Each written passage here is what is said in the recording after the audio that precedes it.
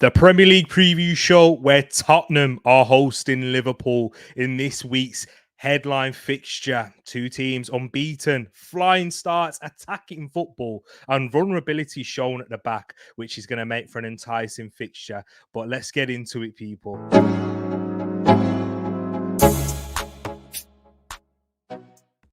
Wagwan, everyone. I hope you're doing well, and welcome back to Tereak Talks, and welcome to another Premier League preview show. Game week 7 already.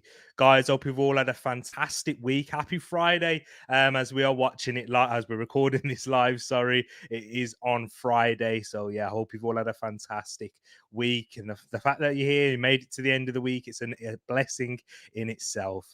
So yeah, there's no better way for us football fans to be getting ready for the weekend, watching our respective clubs. Or if you're not a Premier League fan, if you're a Championship fan, or just another team in and around Europe, I'm sure you're looking forward to this week's fixtures as well. It's a kind of bit of a release for us all, of course, even when our teams aren't performing at their best. But guys, I am joined, and I did say I was going to do it. I did promise you that I was going to get a guest, and this is going to be the first guest of this season's Premier League preview show. You've seen the name in the title. He's a brother of the channel. He's been on here before. If you're a long-time subscriber, you'll know him already. But it's my brother Roland from Pros Only Sports. How you doing, my man?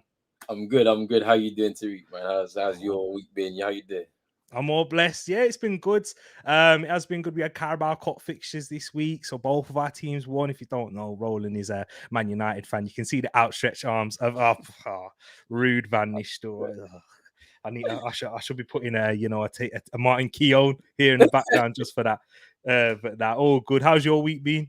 Yeah, man, it's been good. Obviously, looking forward to this as well, man. Like, I've watched the prediction shows before. I've not been involved in it now. You know what I'm saying? Everyone likes their predictions in it, so let me get involved. You know what I mean? Exactly. It gets proper competitive. And those of you who haven't watched it before, get your predictions in the comment section at the end of this video. We will be running through our predictions. I've got a few little nice touches in here as well that will be, that you guys will enjoy, and I'm sure Roland will. I've told him what we're going to be predicting games, but there's a few things that will catch him off guard in this, but it should be good for you all. But before we get into it and run through what we do in the prediction show, which I want to big up each and every one of you that's watching live now. We've got Shay in the building. Big up yourself, Shay. Says you're only 75 subscribers away to 800. So what's that? 725. Big up to yourself, Shay. Thank you for tuning in. Paxton's in the building saying late talks, back at it again. It wouldn't be Tereak Talks if we weren't late. And I'm running on BMT. Okay, this is where the Black Man Tyrant runs in, so I've always got to get you guys ready, because YouTube and the notifications don't really like to push out as well. So yeah, it's not too bad. Big up to yourself though, Pax. Roland is really shiny today. He's saying I feel like it's quite warm here in the UK. What do you feel like it's still a bit warm, even though? I mean, during the day it's warm, but as soon as it hits 7 o'clock, then temperature just drops. That's why I feel anyway. I was just out in the garden. I was like, yo, it's cold, man. Oh, was she? Oh, okay, yeah, fair. It has dropped quite a bit. To be fair, but I'm going on holiday in October, Roland. So, Oh yeah, yeah, in the next international break, are you heading off to? Spain, Mallorca. Okay. Yeah. So I'm trying to catch some wind. Still a little bit of sun, isn't it? Yeah. Exactly. Hopefully, I'll look a bit more tanned here as well. On the way back, yeah, for the rest of the year, yeah, that'd be nice. Exactly. Big up Mr. 200 in the building as well. He says, good evening to you. I'll catch up tomorrow. Yeah, I know how you shifts go, my brother. So thank you for coming in here and dropping a like and a comment. And follow Mr. 200, not by leaving, but by dropping a like and comment if you haven't done so already as well. So let's get into this. And that is the first fixture, but that is not the first thing that we're going to be talking about, guys. As if you aren't familiar with the prediction show already, at the end of the season, we will have prizes for you guys as you'll be coming up against me. I'll show you the predictions table at the end, but all your predictions must be entered before the first fixture of the game week. So the first fixture of this weekend is Aston Villa versus Brighton. And in the UK, it's a 12:30 kickoff. So make sure you're aware of that. You need to submit them into the comments at the end of the stream. You can do them live with us right now if you like, and that's totally fine. But yeah, for you to be entered for the predictions table, put them in the comment section. It just helps for me to keep track of them. And yeah, it also helps in terms of boosting us in the algorithms as well and getting these videos out to more people. Just to let you know, the point system, it's 3 points for a correct score and 1 point for a correct result. So Tottenham Liverpool, for example, if one of you guys predicts a 2-0 Liverpool win and it ends up being 1-0, that's 1 point to Liverpool, 1-0 Liverpool, of course. But if it ends up being 2-0 as you predicted, you'll get the 3. Vice versa. If there's anything else that you guys are confused about, let me know if you're watching afterwards in the comment section, or join me in the Discord server and you can ask questions there too. But without further ado, let's get into this. And the first fixture is the headline one. You've seen it on the thumbnail. Tottenham versus Liverpool. And I'm going to ask you, of course, Roland, as my guest, if you guys haven't done so already, the link to his channel is in the title. I will be adding it to the description as well, because I know sometimes it don't work, but you can subscribe to Pros Only Sports there. But let me ask you this. First of all, we'll talk about Tottenham. What have you made to their fantastic start with life under Ange Postecoglou? You know what? Like, when they made the appointment of Ange in the summer, I was like, this is kind of like akin to the old type of Tottenham way that we've known, where because they've tried the big name managers now over the last few seasons with Conte and Mourinho. But back in the day, they always used to have they may have a random guy they bring in who plays a good style of football, implements it on the squad of players that they have, and then the fans are satisfied with that as the minimum, right? And just kind of gone back to that kind of thing where Spurs fans are going to definitely enjoy their football this season. You're going to see free flowing attacking football. Obviously, we've seen what he did in bits and pieces at Celtic. When he started there, it was a bit difficult, and then obviously he got his ideas throughout the team, and then certain players that he brought in kind of solidified what he needed to do, and then it sprung to life. And this is what's kind of happening at Spurs. I mean, of course, their sporting director, Patrici, I believe his name. Yeah, he signed some players prior to him coming in that have come in and they fit what Ange is trying to do. And then obviously some players that he's brought in as well have kind of, boosted that in a sense, right? Their start to the season has been really good. I thought in the North London derby it would have faltered, because I was like, that's a huge game for him to be able to showcase what he can do. He did very, very well. Obviously not to your expense, but he did very, very well. And this is another big test here against Liverpool, coming up on, is it tomorrow or is it Sunday? Tomorrow. Yes, tomorrow, 5:30. Yeah. So it's been a great start for Spurs this season. I don't know if they will be able to get through this test though. That's what I'm gonna say. I'm not gonna talk about my prediction just yet, but I don't think they're gonna get through. I think this is a step too far at this point for them.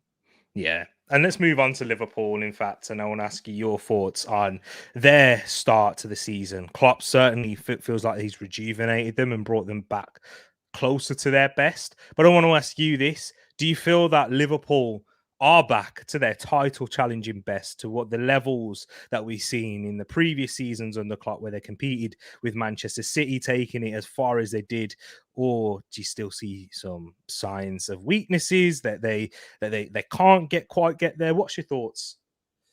I mean, this kind of transition that Liverpool have made, and it's kind of going over 2 years, right? Because they've had to phase out Fabinho, because obviously he's just kind of fallen off a cliff, and then obviously the injury problems to Thiago, because the midfield was the biggest challenge. This is what they were talking about prior to this season. They had to rebuild that midfield.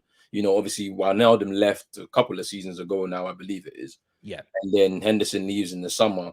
Then you had the likes of Harvey Elliott that they tried in there, Curtis Jones, and now they've seemed to have gotten their guys in Schlobozai and McAllister, right? And I looked at them in the game against West Ham last week, and I was like, there is a weakness there.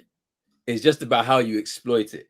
So there was the goal that Nunez scored. Not Nunez. Yeah, Darwin Nunez. Yeah, he Yeah. scored that the second goal, I believe, in the game, was I believe. But McAllister had the ball in midfield.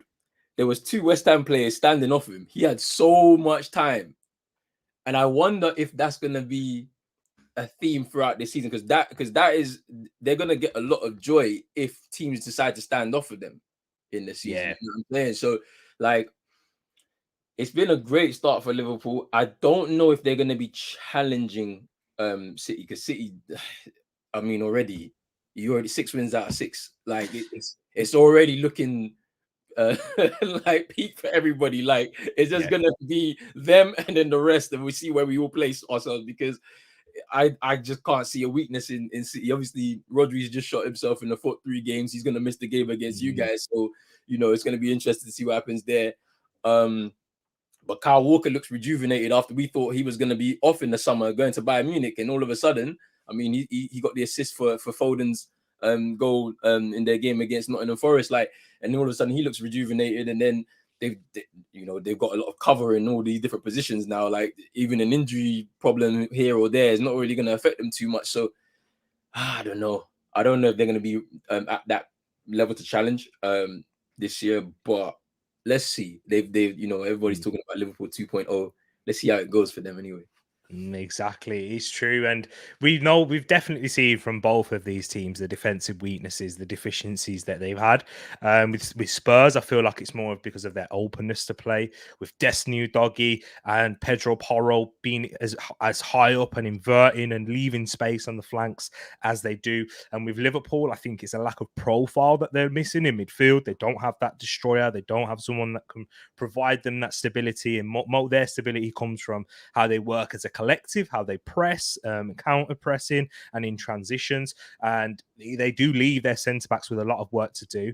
But both teams going forward, Spurs have looked scintillating. James Maddison at the heart of that for the Spurs, and being creative wise and picking up some of the goal scoring burden too. But Heung-min Son, lethal. Even at the very first couple of games, he wasn't looking at his brilliant sharp best, and he was starting out on the left on those. But in recent weeks, since that Burnley game where Richarlison got dropped, and we know the reasons for that, he picked up that central role, scored a hat-trick. We know with Heung-min Son, he's not the most aesthetic. When I say he's not a winger who's going to take you on 1v1 and try and beat a man. He's an inside forward that's going to try and make those runs from out to in. And when he gets 1v1, he usually finishes. He outperforms XG. And I know a lot of people don't like the XG. Me and Roland have been called, we get tagged with these, man, the tacticals and that.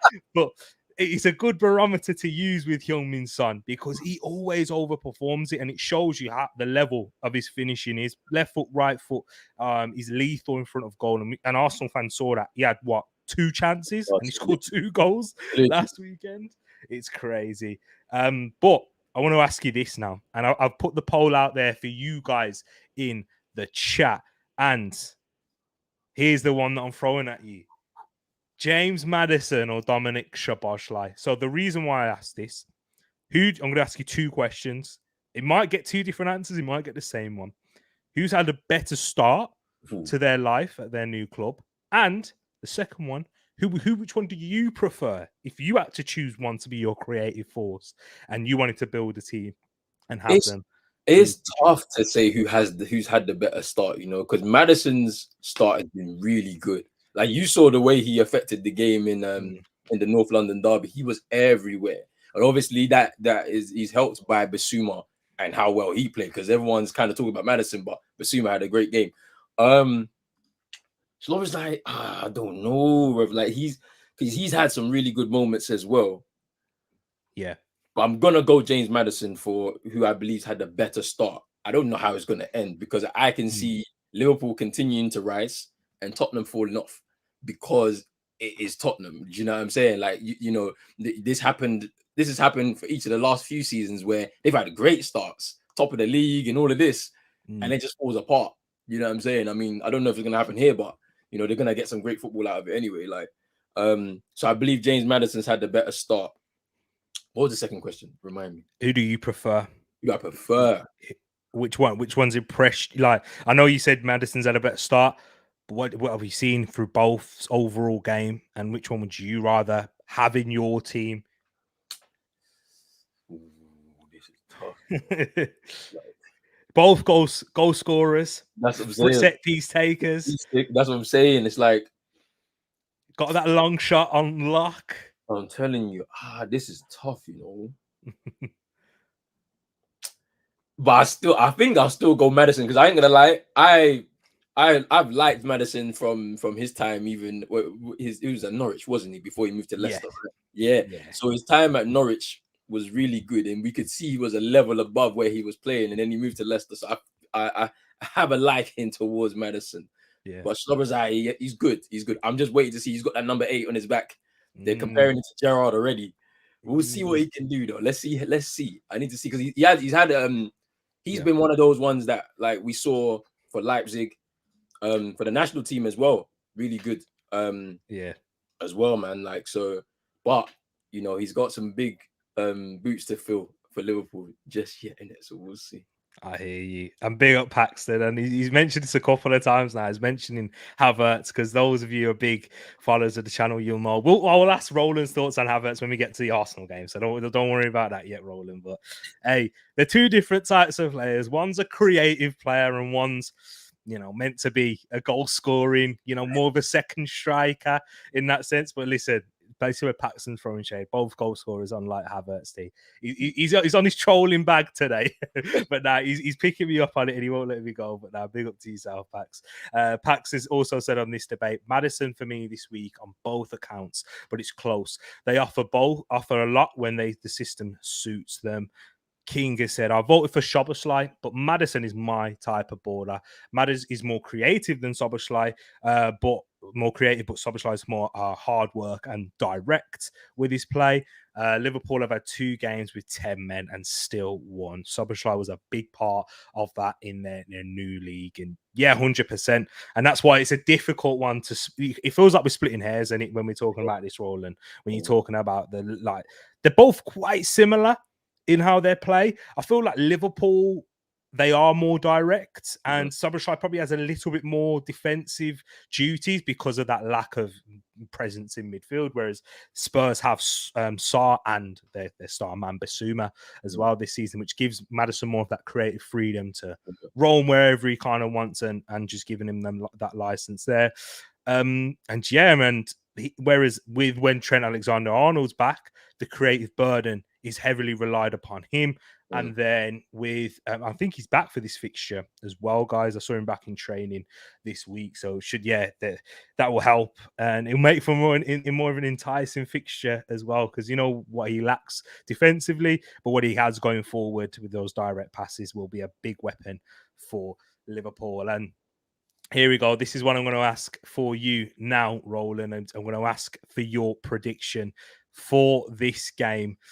Tottenham, just before I do, I'm going to give you some pointers. The home team, the home team tends to win in this one, but Liverpool have actually had the better of Spurs all the way back in 2017 in this fixture. So Liverpool tend to win. There's been quite a few draws in their time too.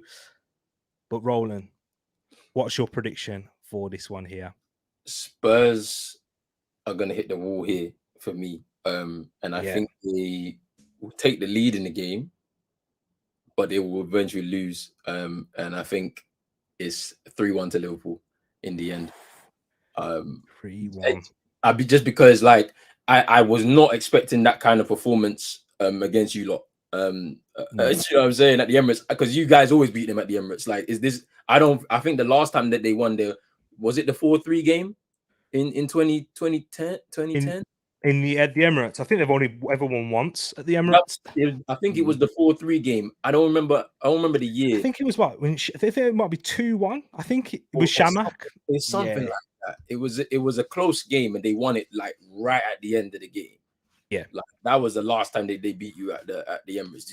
They don't win there a lot. So the fact that they was able to come back, you know what I'm saying, a couple times in the game, but I think that was as far as they could go, because defensively, you mentioned it, right? Spurs haven't been great this season, and Romero's been all over the place from what I've seen. And you mentioned it again, the way they play leaves them open to susceptible, especially in wide areas, and that's where they're going to get caught, I think. And I think Liverpool will come away 3-1.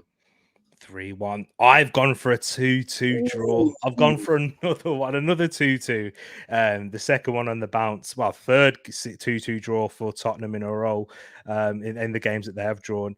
I think it will be goals. You kind of gone with that as well, that both teams to score.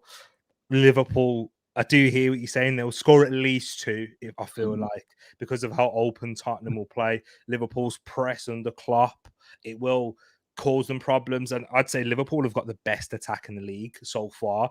They've got goals coming left, right, and centre. Mo Salah's in his creative bag. He's not being anywhere near as selfish. Some of the passes that he's picking out are a joy to watch. It's one making you wonder, why haven't we seen this earlier in his life at Liverpool? Maybe he would have been rated even higher and whatnot, but by not like non-Liverpool fans especially.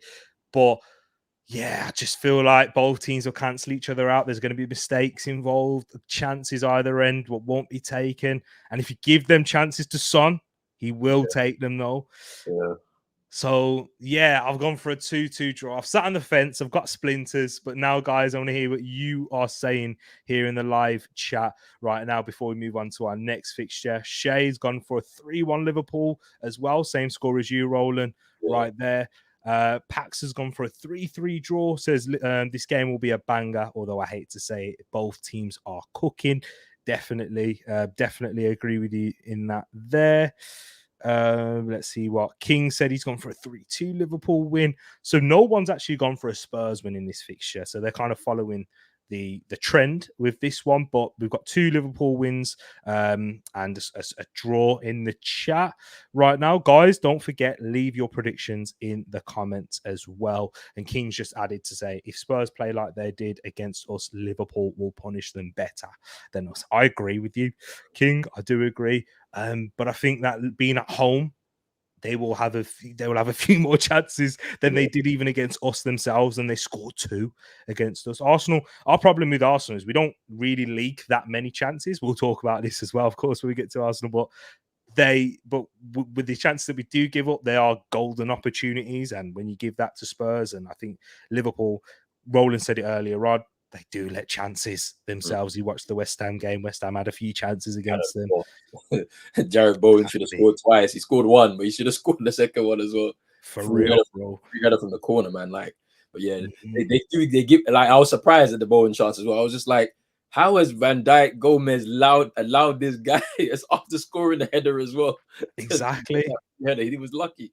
It's nuts. But guys, you know what you need to do. Get your predictions in the comments afterwards as well. So let's move on now into the next fixture. We have got a Manchester United fan in himself here in Roland. So definitely intrigued to hear your thoughts on Manchester United. So the questions that I've got, the 2 questions, if you, I always give you a long one. So if you need to ask for a refresh, let me know. But what has been the key issues to Manchester United's slow start? And do you think they will kick on from here under Erik ten Hag? Ooh, key issues. Where do we start, man? It's a long list, isn't it? I mean, if we just put the ownership situation aside and some of the off the field stuff that's just been kind of just, like put that to the side for now, I just think from a playing standpoint, injuries and injuries to key players that, ultimately would help the team or would have helped the team in this kind of period of time. I mean, this season was one of Ten Hag trying to implement his style properly after a season of compromise where, he decided after the Brentford game that we lost last year 4-0. Okay, I can't do what I want to do right now with the set of players I have. Let's revert back to what they are kind of used to. And then we go from there. And then, the season started pretty slowly. We looked a bit disjointed against Wolves. Obviously, we lost at Spurs. I've even forgotten some of the fixtures that we've lost. It just kind Brighton. Yeah, the Brighton game at home. You know, obviously we've lost in the Champions League first game against Bayern Munich as well. You know, then obviously we win this Burnley game, and then we're headed, and obviously we won in the League Cup. Like, the injuries have definitely caused a problem. I mean, I was excited to see what Mount had to bring to this side, injured after the first 2 games, and then obviously there's obviously a little bit of stuff, surrounding why we signed him, the price we signed him for. You know, Amrabat coming in injured. You know, Hoyland also coming in injured, and we having to wait for their debuts and whatnot. And you know, I liked what some of those, and obviously, Varane injured and then coming back, which is a crucial part of our defense. Martinez injured, coming back, then going back injured again. Yeah. You know, the issues with players who, you know, like for example, people that have been phased out, like Maguire, McTominay, for example, and then them coming back into the side because of the injury problems. I think there's just Ten Hag hasn't been able to put out his best 11 just yet. And obviously his best 11 would allow him to be able to implement his style a little bit better. We've seen some glimpses, obviously, you know, with Onana in goal, being able to play the ball out from the back, and you know, I've seen some maturity in Dallow's game this year, which has impressed me a lot.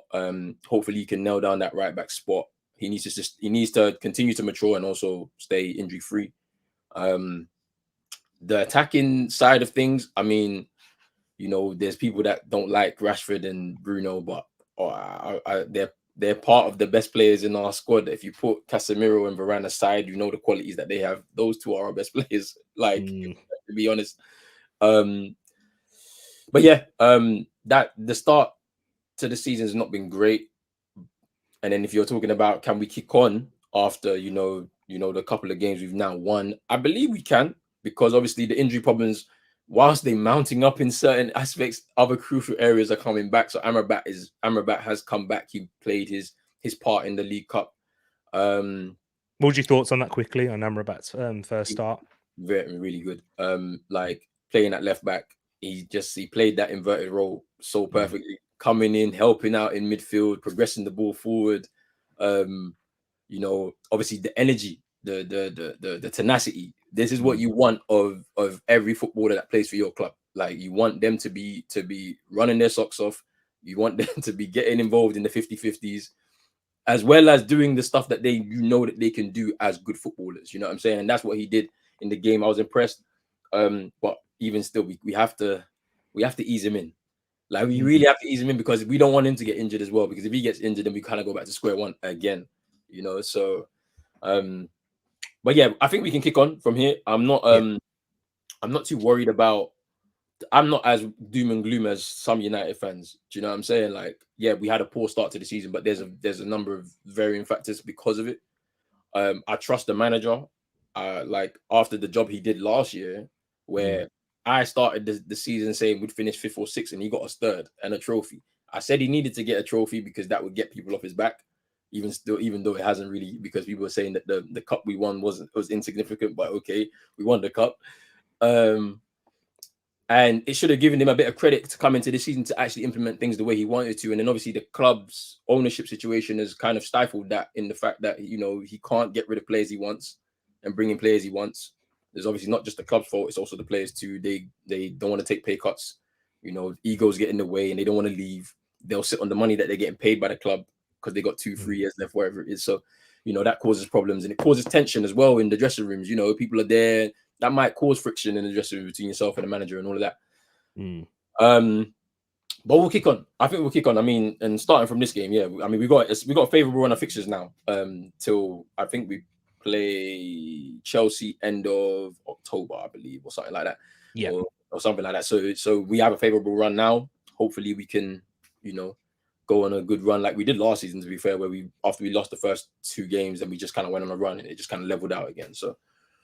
Yeah, exactly. So the next 5 fixtures after Palace, you have Brentford at home, Sheffield United away. Then you got Manchester City at home. But then following that with Fulham away, and then Luton at home. So really, you're only looking at the Man City game that's going to be difficult, but even then, you've still got a good record at home against them as well. So, yeah, I think that's a fair assessment that you've made right there, because when I look at Man United's issues, all the banter aside, you know, I love to do it on KG's show and then throwing it to you guys, but level-headed now. Injuries are massive. Your injury list, it was ridiculous. It's got a lot better now, but even still missing the likes of Lisandro Martinez, you know, having no left back available, that having those injuries, I think having injuries in one area, like, and a predominant amount of them, is worse than having about 5 across the whole squad. Yeah. Because that means that you're putting in you're literally plugging in holes there. You're not dropping down a level. You're literally having to try and shift your whole system, and teams will counteract that in the Premier League. Even we saw Burnley last weekend as well, and they were attacking Man United and causing you a lot of problems. And they're a team that struggled at the beginning of the season and could potentially go down.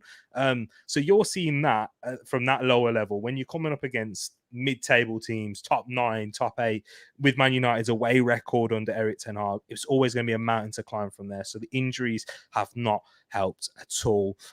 This situation's gone on off the pitch, you know, with Anthony now, he's returned back to training, so that's kind of good news for Erik ten Hag and boosting their squad with the Sancho situation. And we're hearing a lot more off the pitch stuff, as you mentioned, with Maguire and McTominay not wanting to leave, and rumours saying that they think they can outlast the manager. And there's all of this upheaval around the club. But I just wanted to ask you this as well, in terms of that result and that performance. Is there anyone that you saw in midweek in that 3-0 win against Palace that stake a claim to start this game this weekend?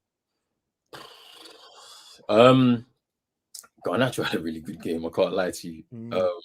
I think he might get his way. He might be able to get a start. But on the right hand side, because I Pellistri, for me, I don't rate him as highly as a lot of the United fans. But then United fans are strange. You got a really weird fan base, because you got people that are part of Baller FC. So Baller FC would rather the player be really good technically, but then not contribute nothing to the team in this overall entirely. And then but Pellistri, I think he needs to work on strength. He gets pushed off the ball a lot. From what I've watched, I think at best he would be squad depth. You know, a good squad option, someone that can come off the bench late in games. And with his trickery, with his close control, and with a bit of pace to be able to stretch the defense and try and, add another goal, or if we're chasing or something. I know that people don't think Garnacho is ready to start, but we're kind of lacking options with Anthony not available right now, because obviously he's been. I doubt he's going to start tomorrow. I doubt he's going to have any part to play tomorrow. Sancho's out of the team completely right now because he won't apologize to Ten Hag. We don't have many options out on the wide areas. Rashford starts at left wing when he's available. True. And so you have Pellistri or Garnacho, or Ten Hag might decide to play Mount on the right-hand side, right? Which he's done before for Chelsea. So, he could do that. I think it's going to be Garnacho, because you just look at, like, this is a young, hungry player, who wants to play for the club. I mean, there was a clip that was put out, and it kind of epitomizes this is kind of what you want from everybody on the pitch. Yeah. You lose the ball after an attacking move, and you track back and try and disrupt, try and win the ball back if you can, and that's what So I think Garnacho.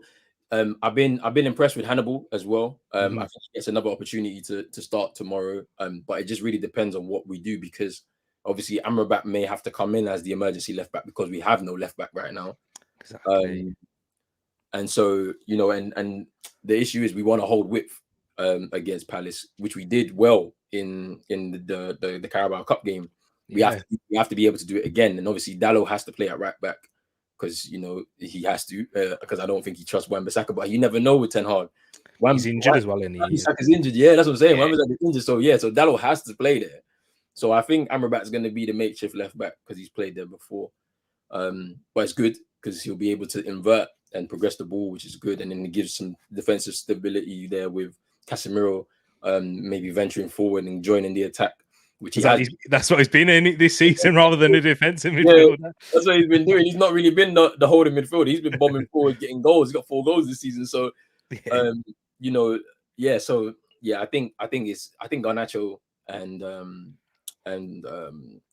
Hannibal, even though Yeah. Hannibal started the last 2 games. So yeah, those guys will probably make it into the starting lineup for me.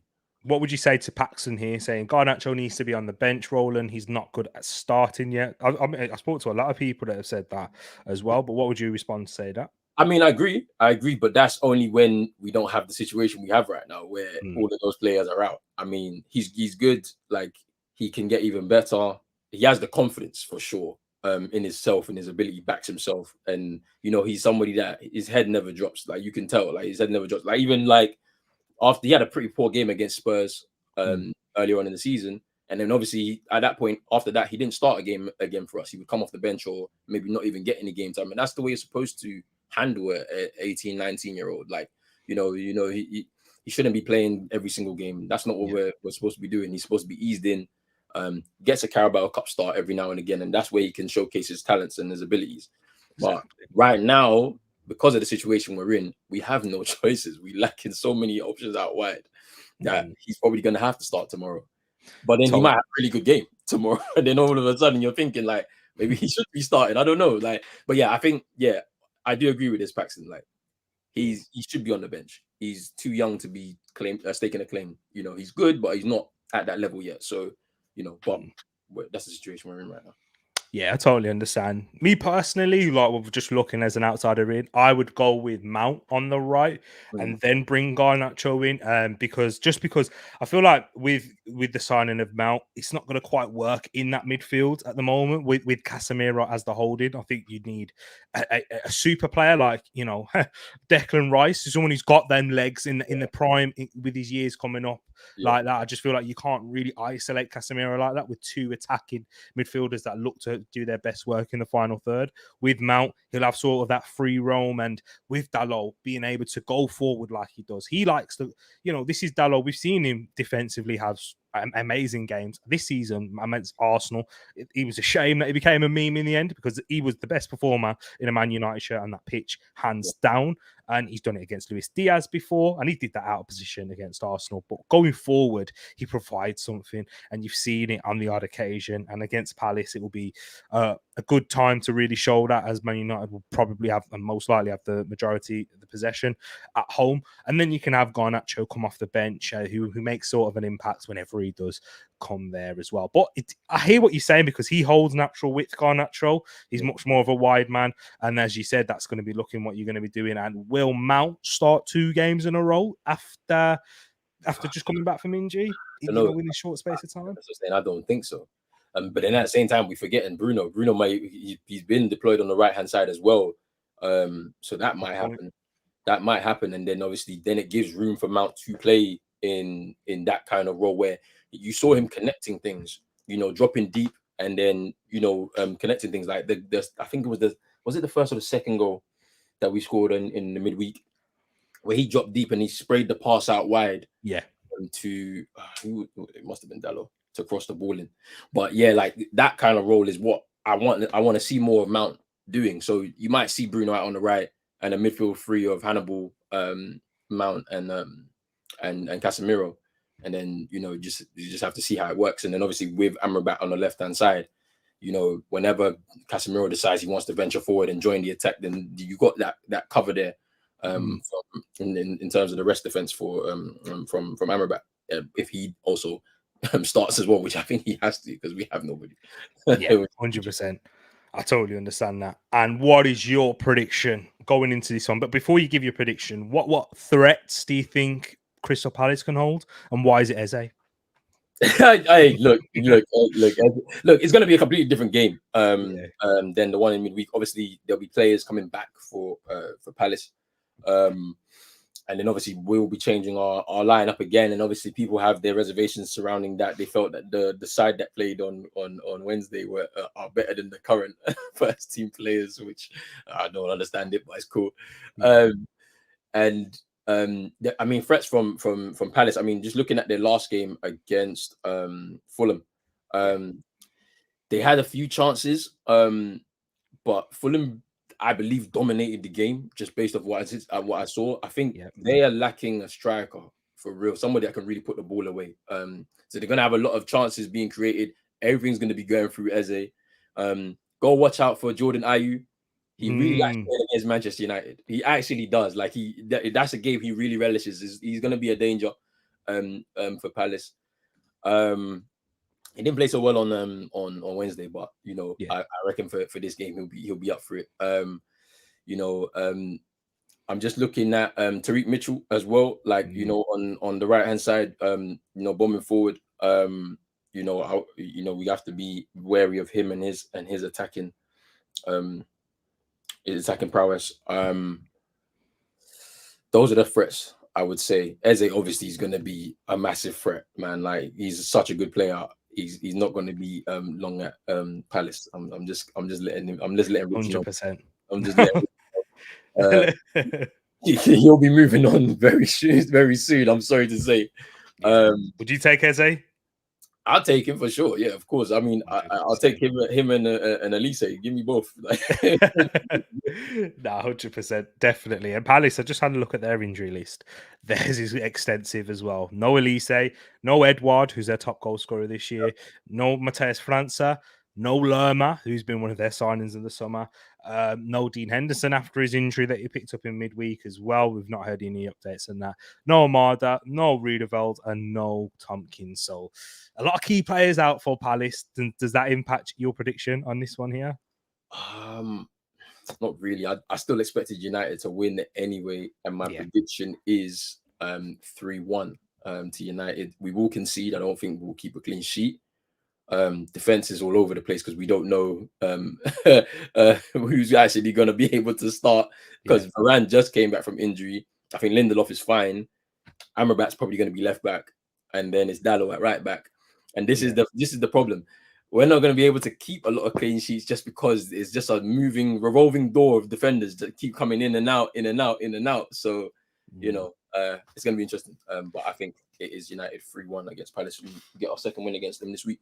Interesting. You see, I've went for the clean sheet, and it's only because I can't see anyone scoring for Palace. Honestly, you said Jordan Ayew, he always has a good game against one of the big. He always has a good game against us as well. He just likes to turn up to these big games. Turns up, man. It's true, man. But then when you hear Palace fans talk about him, it's like, he doesn't do anything for the rest of the year. But I just can't see them scoring. And I don't think it's going to be because of a lack of chances. It's just they don't have the threats. Apart from Eze, maybe Eze grabs something towards there. I don't know. But with United, I didn't think your defense was anything spectacular last year, but you kept how many clean sheets? Get the hair won the Golden Glove, and it was mainly built on your home form as well, wasn't it? Yeah. How you defended at home against these sort of teams. So yeah, that's why I think he'll keep a clean sheet. But positive result, another win for United. That will be the main thing that you guys will want to tick off there. But before we move on into the next fixture, let's see what you guys and girls are saying in the chat. Williams says, I'd say 2-1 Man United. Not gonna lie. Really still so agrees with you there, saying a clean sheet is a rare commodity with us. For sure. Pax, Dean Henderson, he's saying basically shush. Shush. That's what he's saying. Let's have a look. Kings also said, I honestly think United will improve form from this horrible form, but I do think the football will be awful to watch. I think, until they get their players back. Yeah, you're not wrong. The football's not going to be great to watch. We'll get wins. Yeah, but it's not going to be great to watch at all. Until we get Ten Hag's preferred or the club's preferred players in place that can play the style that he wants to play, the football is not going to be great. But we'll get results from it, though. That's what I know. Exactly, and that's what you got. That's why United fans have that sort of belief in Ten Hag. The fact he can get results with these group of players, then when he gets all of his players, and this is where with rival fans, yes, they've spent a lot of money. Man United are always going to do that, but he's still got a lot of players that aren't his, that he doesn't necessarily want. They're going to be hard to shift because of the wages that they're on. Come on, Arsenal fans, I'm here for the banter, but when we're talking seriously, we saw Arsenal play their football last year, And that's not because of how much money we spent, just how many players we got rid of, and the players that were brought in were actually Arteta's players.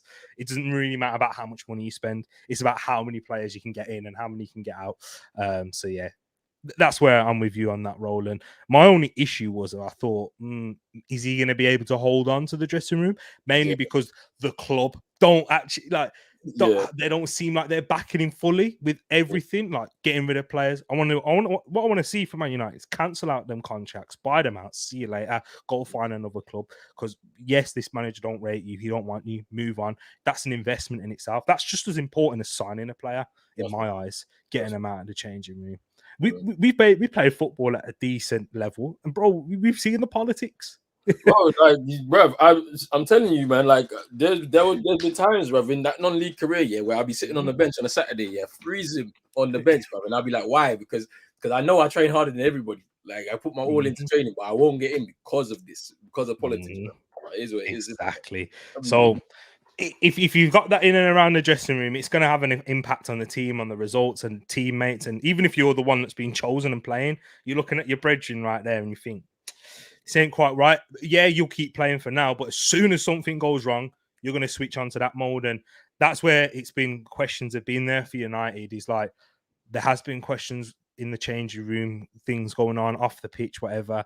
People are going to question the manager and how the club are solving these things. And yeah, that's when the cracks can begin to show. But it looks like United are getting through them at this moment in time, and that's the main thing. It's going to take time. The best way to get rid of those cracks is by completely getting rid of those people who are producing them at the club. So yeah, just the final ones we got here. Man United 2-0 Palace. After the Energy Drink Cup, we have confidence and we have now a better idea of guys like Palestri. Palace offered nothing the other day.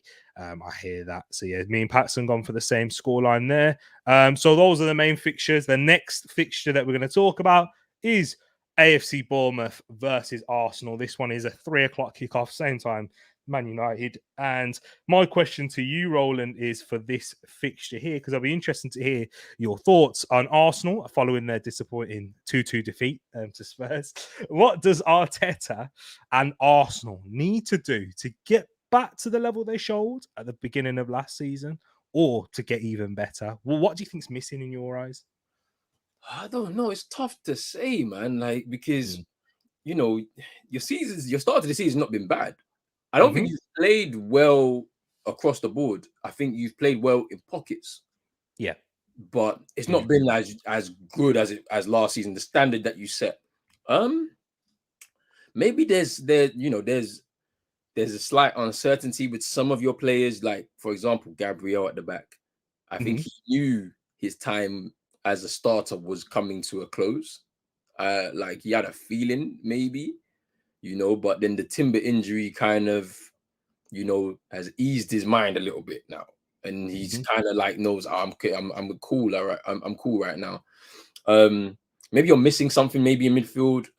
Obviously, Xhaka moving to Leverkusen. I think there's a little element there that is missing. I know that Declan Rice is a superior midfielder. Of course, they play slightly different in terms of how they're deployed in the team. But maybe you're missing a little bit of his tenacity in there to kind of add to the quality that Declan Rice has. Because he's somebody that he can hold in that midfield, but he's also a progressive passer. He's also very mobile as well. And like he can easily switch. He's like a hybrid 6'8", so he could just switch and just go forward and join the attack. Obviously, the front line is a problem. The front line is a big problem. And I'm not talking about your guys out wide. I'm talking about that central position, because Gabriel Jesus, for all the quality he has, we've always looked at him as a person that needs 5 or 6 to score one. And then it's the same with Nketiah as well. He's also somebody that needs a number of chances to score, even though we know that he used to be a very clinical. I remember when we spoke about this, clinical striker back in the day. But then obviously as he's grown older, he's decided to develop more in his game, and maybe that's taken away from the goal scoring. Yeah, we spoke about it before. So maybe you're missing something there. I think a lot of burden has been on Saka's shoulders. As well. He's played a lot of games in a short space of time, and there's not really much cover for him. at all.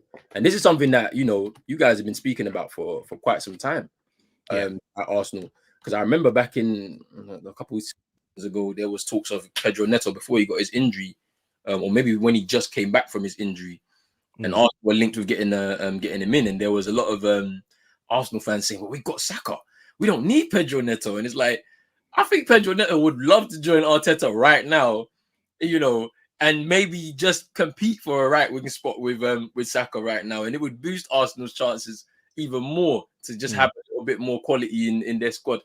I don't know what you can do to get back to your level. I just think maybe just a bit more professionalism in certain moments, you know, because obviously that game against Fulham wasn't great. Like how you threw away that game wasn't great. You know, understanding the situation, you're going up against the treble winners in Manchester City. You're gonna have to give everything to be able to even be close to them again this year. I think you have touched upon on all the topics though in that are affecting Arsenal, especially going forward. Because as I said, defensively in our defensive numbers, we have been good. We don't really let many chances. The chances that we do let on, yes, they're high quality chances that they seem to come from our mistakes, but we have a lot more control of games. We dominate them opponents a lot more. The only game that we lost in terms of possession was Spurs, but let's be honest, the most of their possession was in with their goalkeeper playing around the back. It's a bit like how when you had your possession against us. That's as a fan and as our position player. I mean, as a player, you'll be like, that's where I want you to have the ball as far away from our goal as possible. So that's kind of worked into Arsenal's game plan. But I do think the key one is that we haven't had Gabriel Jesus fit. And yes, 100% agree with you on the goals. He doesn't. He does need 5 or 6. He misses loads of chances, more than probably anyone in the league, apart from Haaland. But you know that's for other reasons because he gets so many on a plate. Exactly. But with Jesus, he makes everything link so much better. He is that connection. Long, you can play the ball long directly to him. You can play it to his feet out wide. He links up and he allows the likes when we saw last season, Xhaka in his best form when Jesus was there. When Nketiah came in, Martinelli was quiet. Xhaka had a dip in form, and Martinelli had like a run of games where he didn't score, and it was no coincidence when Nketiah comes in because the dynamics are different with Eddie, who has worked a lot on his overall game, improving his technical play, link-up play. But that's not his game. If we're growing out in his early days, in his early career, he is a fox in a box. It is not natural for him. Whereas Jesus is a streets footballer. Take up any position that I want. I'll bully you. Any 1v1 battle. I don't care who I'm up against. I'll do it to Van Dijk, Martinez, Romero. That's what I'll take you on physically. And that's what he thrives in. And Arsenal get more goals. Our goals is definitely spread out with it throughout our midfielders and our wingers. And that's another thing when we talk about Kai Havertz is I think he's lacked with himself because of confidence. You can see his confidence is shot. But I also don't think it helps when the side that he's coming into are mixing up their systems. He's got different players on the left. He had literally for the first 4 games until we played you, he had a different left back every single time. He had Martinelli, who was working in a different type of way, and you know, who was struggling himself when he has Nketiah there. But when Jesus, that PSV game, that game was, I was amazed. That is your best performance this season, hands down. Mile, and it's no ironic, and it's no coincidence that Zinchenko starts. Jesus starts. They're not the best players in the world, but you know when some players are so key and important to your side in terms of how they function. Zinchenko, the best ball progressor that we've got in the club, literally he doesn't even care. He's press resistant. He played through a line. I don't even care with his eyes closed. He would know. Look, you see, and he just breaks a whole midfield line just by one pass, and takes 4 or 5 players out of the game. Like we saw with the goal against you, like one pass through, bang. And then Erdegaard's able to score there. That's what he allows us. And Jesus, when he came on against you, that's when we started to get interchanging out to the right, out to the left.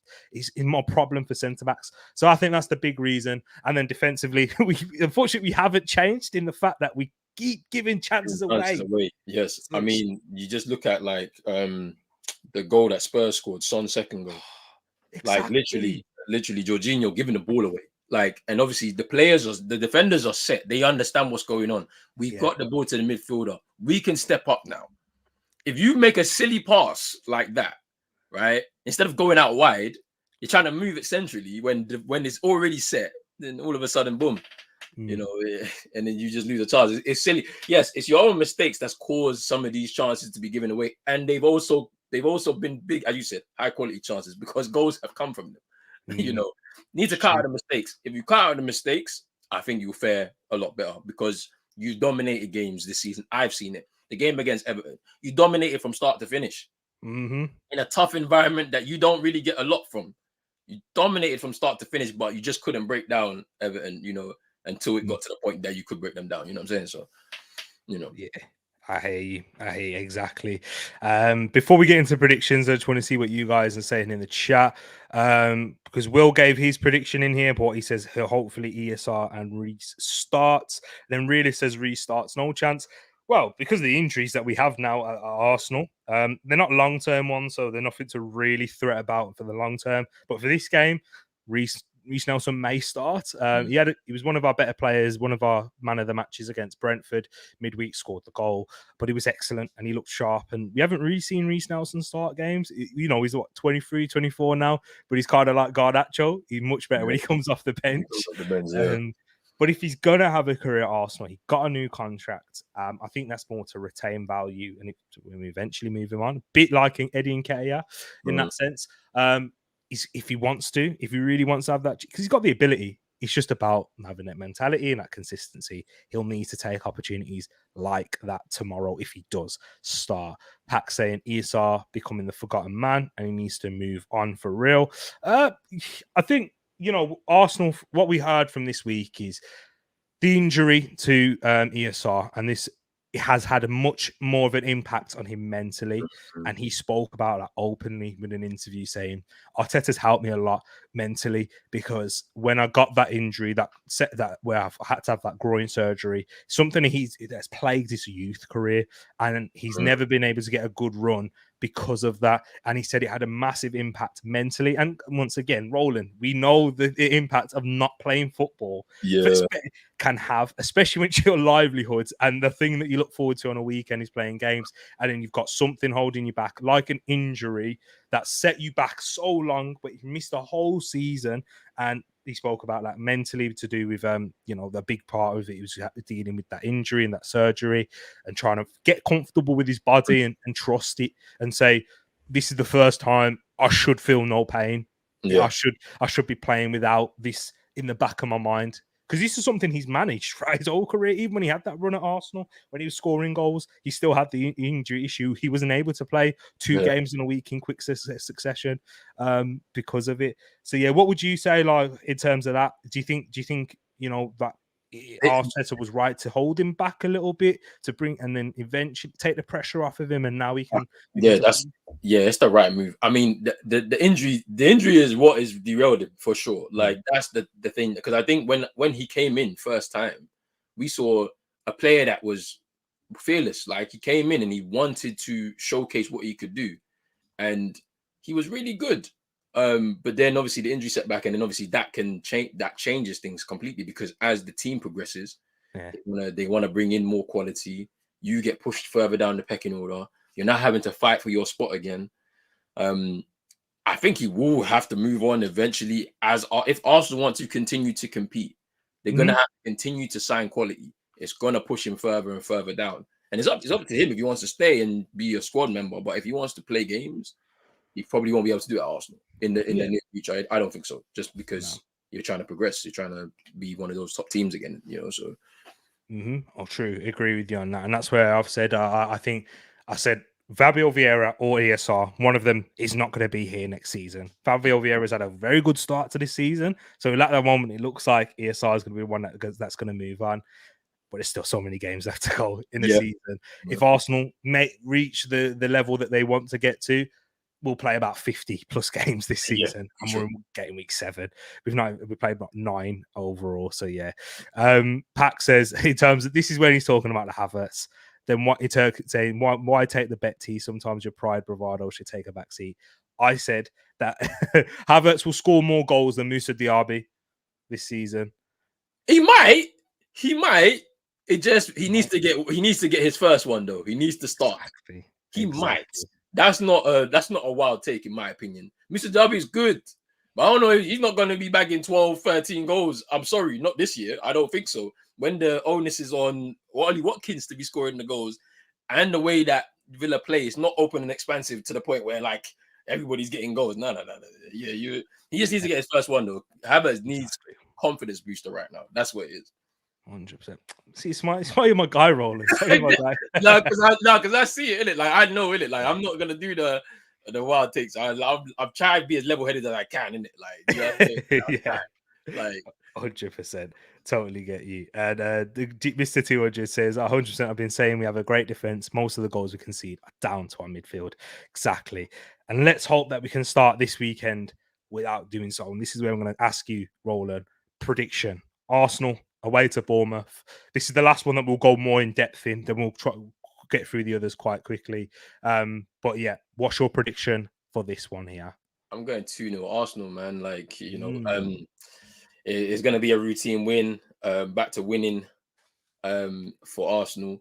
But then Bournemouth, their fans are getting a bit itchy, like with the manager now, because they don't want to be patient with him, in terms of what he's trying to do. The game against Brighton, that first half was really good.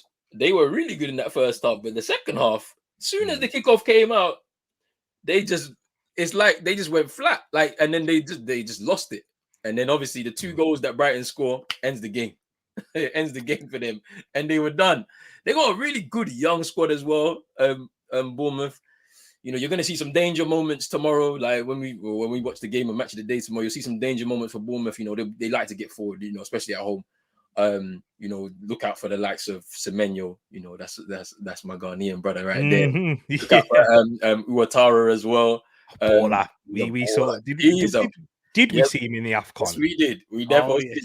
Burkina Faso, yeah. Him and Mama Balde. Yeah. He's a baller as well. Ouattara, yeah, he's a baller. So watch out for him. Justin Cliver has obviously joined them in the summertime as well. He started against Brighton, but then obviously he came off, so he's going to be a bit of a danger, unknown quantity for some fans who haven't seen him, a lot.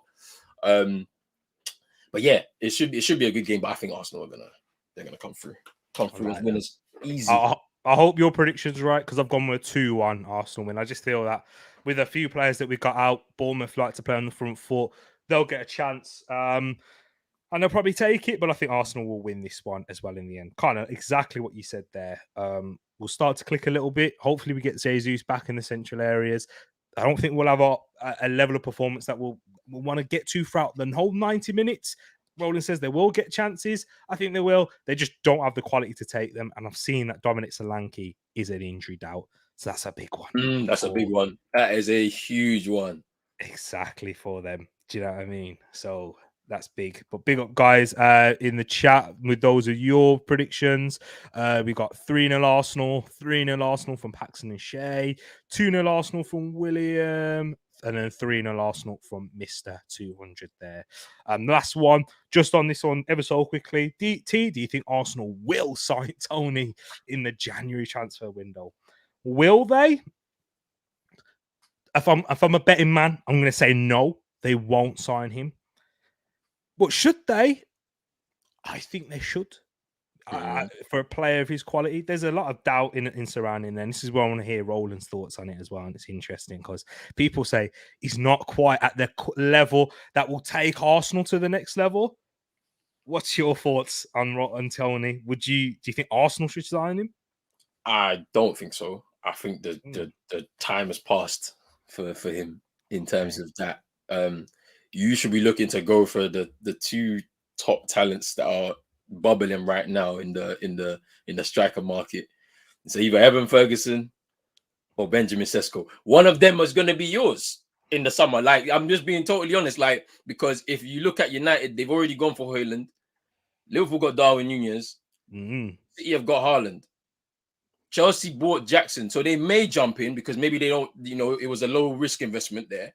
True. You never know. But those two, and Arsenal need a striker. I'm sorry, they're gonna need one because Nketiah, if we get to the end of the season and he hasn't, hit 15 goals plus, yes, then they're gonna have to assess it again. With Evan Ferguson right there, Benjamin Sesko right there, that's your chance to jump on that striker's arm race right there. 100%. That's why I don't think. That's what why I about don't think. Osimhen? Yeah, see, not even that's, you see, if that situation develops and it's January time and Arsenal are not firing like how they, you have to jump in there.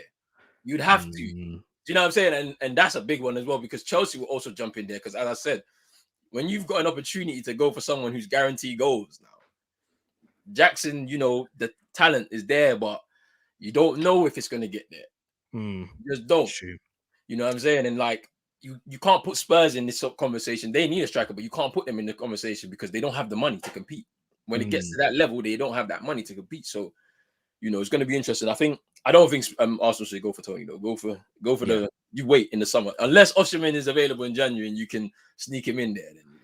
Then Nah, I hear you on that one. Big up Roland, man, as well. Before we move on into the next game, we kind of spoke about Osimhen, we spoke about Utara. Guys, go check out Pros Only Sports. If you haven't done so already, he's got stuff coming up on his channel. I'll let him talk about it as well. But for the AFCON, guys, he cooks. The king of AFCON himself is Roland.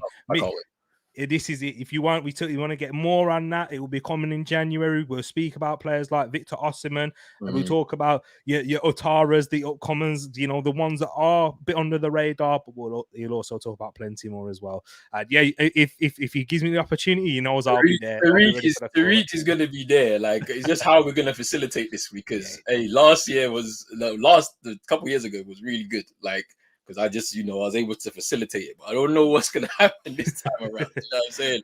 I want to try and do as many games as possible. Obviously, Tariq's going to be there. CM, obviously, Rich, my brother, Rich is going to be there. Like, we're all going to be there. We're going to enjoy it, man. It's going to be fun. It's going to be fun. The Ghana ones, you want to see them on, people, you need to.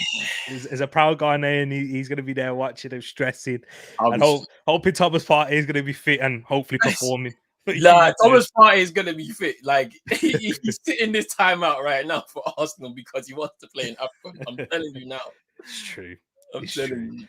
But stay tuned, guys, towards the end. Roland will also let me know what's going to be coming up on his channel in the upcoming days, as well, and what he's already got on there that you guys should definitely be interested as well in seeing. But let's move on now, as we kind of pick up the pace with these ones. Is Wolverhampton Wanderers versus Manchester City. We kind of touched on City a bit as well, Roland, and I wanted to ask you, now with Rodri out and with tougher fixtures starting to come, Arsenal next week, Man United, as we spoke about earlier, in October.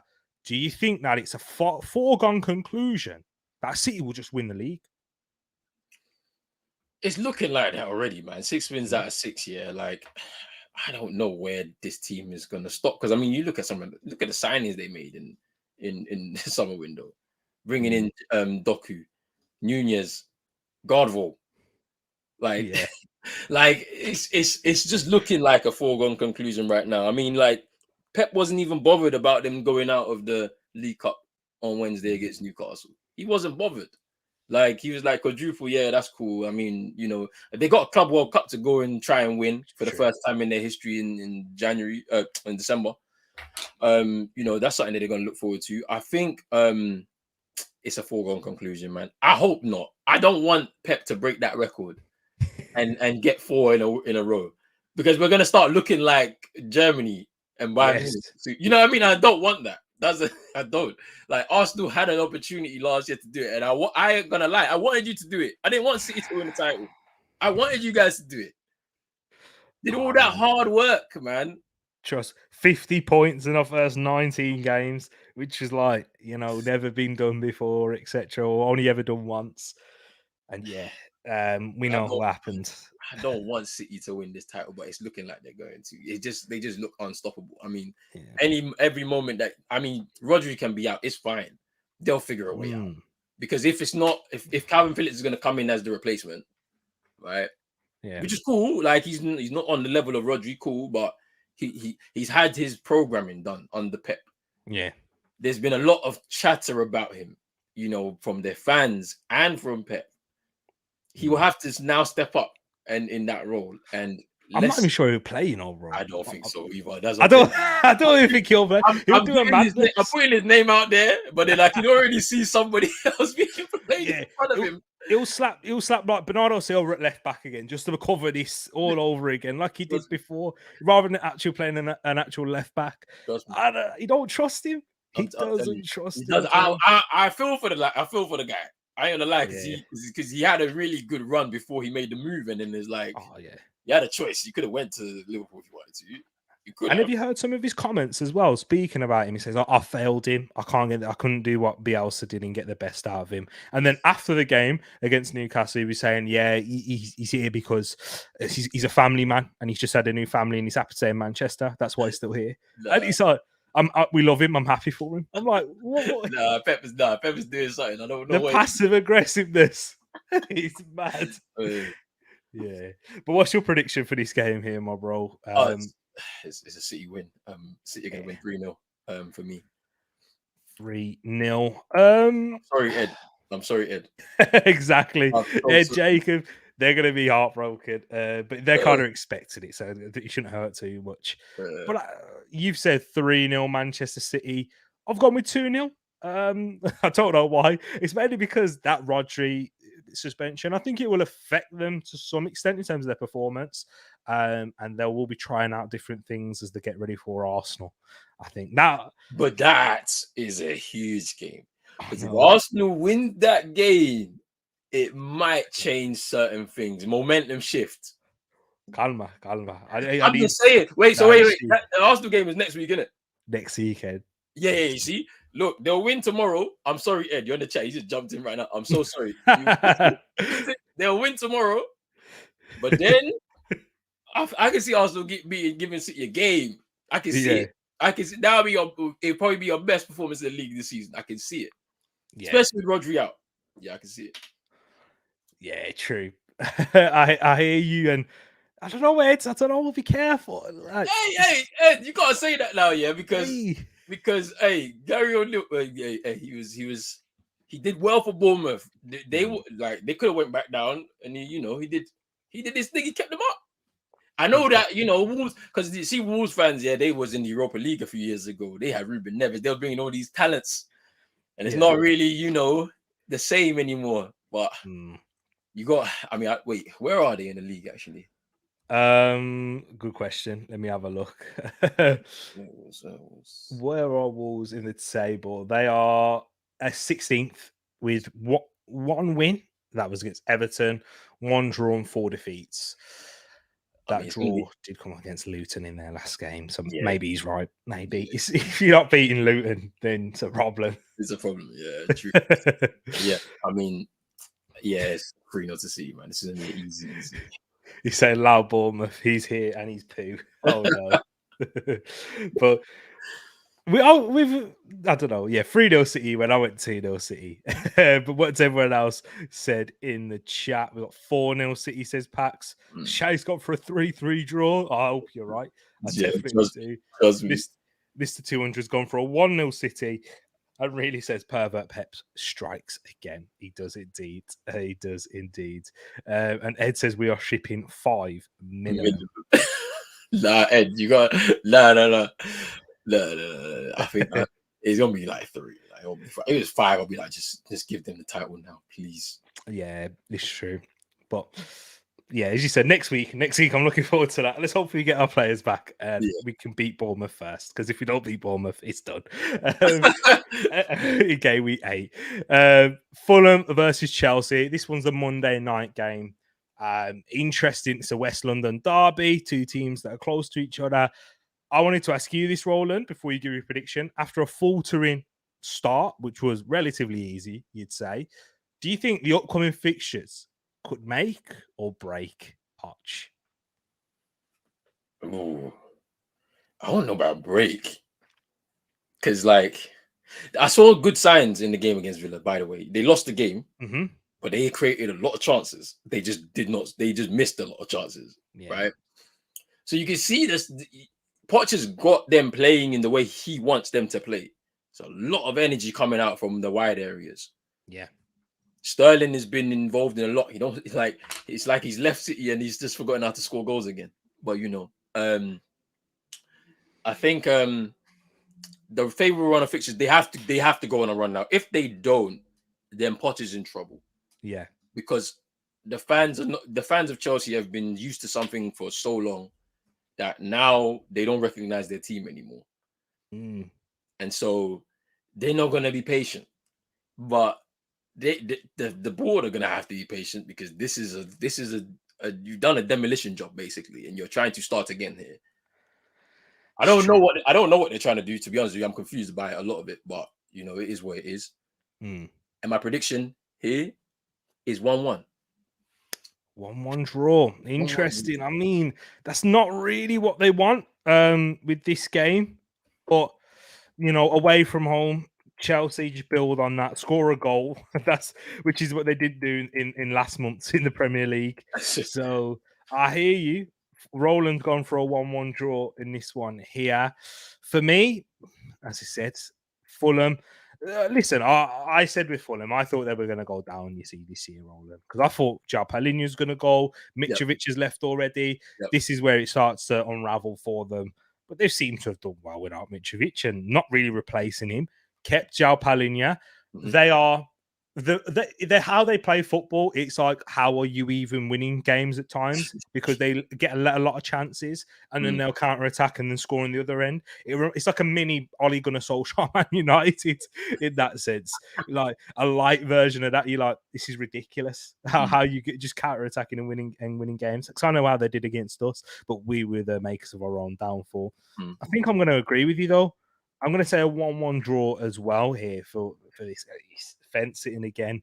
If there is going to be a winner, I say Chelsea might nick it, but they are without Nicholas Jackson. Yeah, he's suspended. That made me laugh. I ain't gonna lie. When I saw that, I was like, "There's no way he's suspended already." How?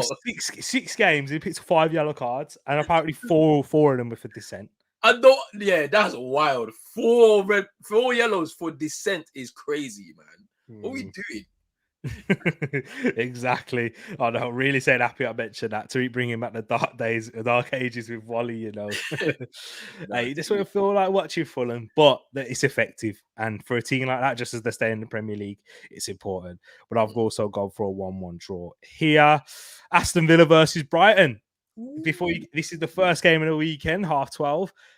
Before you give your prediction on this one, who is going to have the better season? And I've got another question after this that I think you'll like. And I'll ask people in the chat for their thoughts as well. But who's going to have a better season? Villa or Brighton? Oh, that's tough, man. It's tough. I'm going to say... Oh, see, because they had a great game, Villa, man, at Stamford Bridge. I've got to lie. Nicola Zanolo. He looks quality. I mean, I know he's good, innit? But I didn't know how he was going to adapt to the Premier. He just looks... Hey, his level is mad. Technically so good, man, for that Villa side. I'm going to say Villa. I ain't going to lie. I feel like they're going to have a better season than Brighton. I have this feeling that Brighton are going to be affected by this European run. It's going to affect them. And I think so. I just have that feeling that all of this chat about Roberto De Zerbi is going to go in the bin by the end of the season. Everyone's going to be like, why were we talking about this guy like this? Because there's weaknesses in his game, but it is what it is. But I think Villa have the slight edge of having the best season. Fairs, and this that you kind of mentioned there. I think I might have had an inkling to what your answer might be. Who you picking? Unai Emery or Roberto De Zerbi? I ain't gonna lie. I'm definitely going Emery, because definitely. Why? Yes, no, because I have somebody who I know when it's time to win, he's gonna win. Yeah, he'll find his way. This is big up to De Zerbi and what he's been able to do with Brighton. You know what I'm saying? Like, they play wonderful football and all of that. That's great, isn't it? But that football, I don't know if he can do that somewhere else and win. I don't think he can. I know that Emery can leave somewhere now. He could. I don't know if he'll be able to win at Villa. It's tough over here. Like, domestically, you're not gonna get a chance at the at any domestic trophies. Even Mm. you'll struggle. In Europe, though, they could. Maybe not Europa League, but Conference League. If they was in the Conference League, he could win it with Villa. He could. Like, he's a winner. That guy's a winner. Like, I would put Emery above him, not based on the football, just because he can win. He's shown me he can win. I hear you. Do you know what? I think that's a fair judge, a fair assessment of it, to be honest with you. Because if you're just going to pluck a manager and put him in a different league, different environment, you'd feel more comfortable with Emery to succeed rather than De Zerbi, who feels like he's had everything go his way to a certain extent. With Brighton, very well run club, good, like, you know, how they recruit so well and give managers time, etc. Whereas if that's somewhere else with a hothead like him, where he's not going to have that sort of backing and it's not going to be perfect, who knows? Emery can work in an imperfect scenario and still win. We've seen him do it at PSG, at Villarreal, and still do something, and took Arsenal to the Europa League final. We forget that Arsenal team wasn't very good, and we saw what happened afterwards. And how long it took for us to decide to disarm that team potentially. Yeah, I hear you, and I hear that. I mean, football wise, there's no question. There's no comparison football wise, but we're talking about somebody that's gonna galvanize a team to get them somewhere where they're never gonna be. It's got to be him. True. I hear that, guys in the chat. I've took the question here. They didn't deserve you. Mr. 200 says deserving. Shay say deserving. Guys, I'd love to see more of that as we move on into the predictions. What's your prediction for this one, Roll? 2-1 to Villa. Home win, man. You know, Brighton they played well against Bournemouth at home. But I have a feeling that Villa will get the win. This is probably gonna be a very good game to watch tomorrow. So people, make sure you get to bed early and get up early, you know, do your breakfast and all of that, sit down in front of your TV and watch the game, because it's gonna be a cracker, I'm sure. Chances, as mini Tottenham Liverpool in that sense. To attack well, leave gaps at the back. As you said, when you watch the Villa or Chelsea game, Chelsea had chances. Villa played this ridiculously high line that allows them to. I hear you. That's what I'm going for. He's gone for a 2-1 Villa. I've gone for a 3-2 Brighton. I'm going with the away side. We'll have to wait and see who this goes to. It's definitely fair. I can see that happening too. Exactly. I think this is the first time we've gone opposite ends, you know, in terms of the results. So yeah, interesting right there. Do you know what? That De Zerbi Emery thing. I had Harry on the show, who's a big fan. Chronicles of a Goon. He does big work at 90 Minutes work for BBC London. This was about 2 years ago, and I asked him about Weghorst or Ivan Toney. He said about Weghorst. Oh my days! And I went, nah, that might be one of them in the future that might stink. And obviously it stinks now. It stinks right now, man. But you could hear what he was saying, because Weghorst, by then, he scored way more goals. For sure. Yeah. I think the spell at United has killed him. It's absolutely killed him. I think him coming to the Premier League has killed him, because he was in Bournemouth, Burnley, sorry. Exactly. Pack says I will take Henry so we can win a European trophy. I hear that. We already won one. We had Mourinho. He did it. He got us one in 2017. You've forgotten already. It's true. He wants another one, though. He wants another one. I know. Let's move on now into the next fixtures. We're going to slide through these a bit quicker, just for the state of time and that. One thing before you give your prediction: do you think one of these two teams will stay up, and who would it be? It'd be Everton, of course. Luton are going down. I'm sorry to Luton fans, but they're going back down. Everton showed some signs in the game that they played against Brentford. They could be on the up. I like Beto. This is the typical Sean Dyche type of striker. Physically strong, like always winning that first ball, get into the second one as well. Like like if they play like that with a bit more energy, that's what he wants from them as a bare minimum. Just energy, play, like actually mean it when you're on the pitch. Don't be here just like sacking it off, man. You do what you need to do. You know what I'm saying? Like when you're on the pitch. But yeah, prediction 2-1 Everton. They're getting their first home win of the season here because they haven't won Yes. yet. They have to win. Their fans will not be happy if they don't win, so they have to win 2-1. I think. I hear you, and they did get a good win last weekend away at Brentford. It You was a know what I good. mean? That's an impressive result. Thomas Frank was not happy. He came out in the interview afterwards and he was like, "Yeah, we were not on it today, not at all." And of course, I know they've got injury problems. Rico Henry out for the season. Obviously, the Tony situation. Mopai is also injured. The person they brought in to replace Tony, and a few more injury problems in their squad. Like I think Ben Mee as well is injured as well. So it's like they're good. Bad day at the office. I think they will be back on the right track, but but And I've gone. You went for 2-1. I've gone 2-0. They at home. They genuinely do perform quite well. They lost to Wolves. They're the better team. They lost to Fulham. They were the better team. They weren't the better team against Arsenal, but their form dug in well defensively. But yeah, at home to Luton, got to be a win. And yeah, and I've got Issa Kabore in my FPL. So if it is 2-1, can he get an assist? Please do. What have you made of Issa Kabore? Just quickly as well. At Luton, have you been keeping an eye on him too much, or? Oh, he's the fullback from City? Yeah, that's the one. Love him, man. Like, I mean, you saw him in AFCON for Burkina Faso, like really good, man. Gets forward, and I was wondering what was gonna happen to him, in regards to City, because obviously he went on loan and to one of their clubs that they kind of partnered in France and stuff. Yeah, but Kabore is really good, man. I like him. He'll probably use this as a platform to get another move if they go back down. Or he might stay in the Championship, but like have a really good career in the end of it. You know what I'm saying? But yeah, I like Kabore, man. Exactly. Totally get you. And yes, Mr. Moss himself and Luke on Across the Pond Sports, they will be doing these 3:00 matches. So if you want to check out Watch Along and he'll keep up to date on there, check out Across the Pond Sports there too.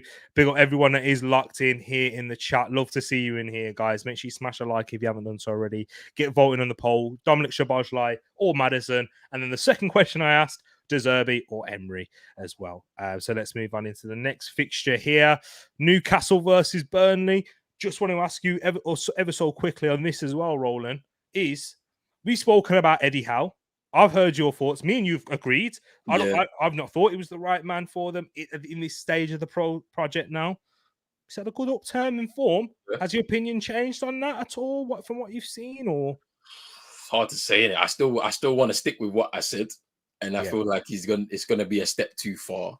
But obviously, I think the confidence from that draw against Milan, big game, back in the Champions League after, 15, 16 years?